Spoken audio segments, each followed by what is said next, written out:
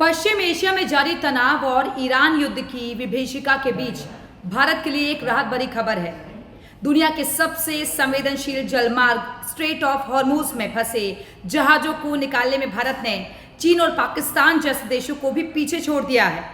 जी हां, शनिवार को भारत का 8वां जहाज ग्रीन सानवी सुरक्षित बाहर निकल गया, जिससे देश में गहराते एलपीजी संकट को थामने में बड़ी मदद मिलने की उम्मीद है।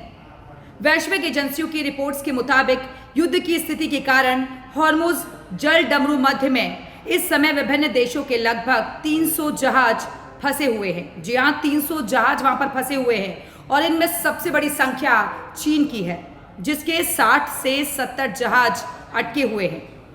हालांकि ईरान के साथ बेहतर कूटनीतिक संबंधों का लाभ भारत को मिलता अब दिख रहा है। जहां चीन के अब तक केवल 3 कंटेनर बाहर आ सके हैं, तो वहीं भारत के 8 जहाज सुरक्षित निकल चुके हैं।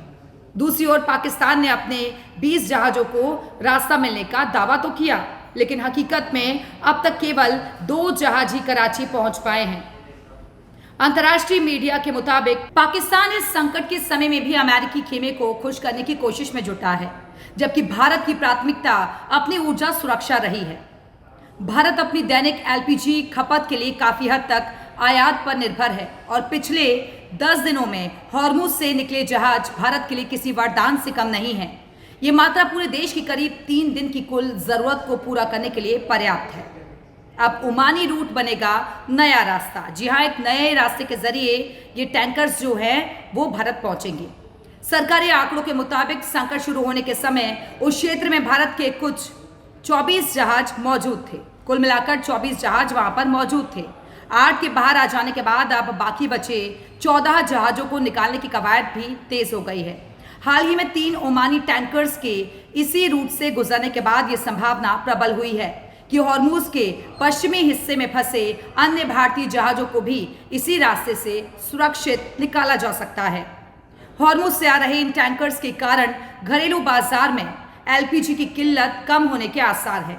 विशेष रूप से कमर्शियल सेक्टर को होने वाली सप्लाई में सुधार देखा गया है। इसके साथ ही केंद्र सरकार ने देश की रिफाइनरी को घरेलू एलपीजी उत्पादन बढ़ाने के निर्देश भी दे दिए हैं, ताकि विदेशी आयात में होने वाली किसी भी संभवत देरी की भरपाई की जा सके। जी हाँ, घरेलू एलपीजी उत्पादन बढ़ाने के भी निर्देश दिए गए हैं, ताकि इससे उत्पादन बढ़ाया जा सके।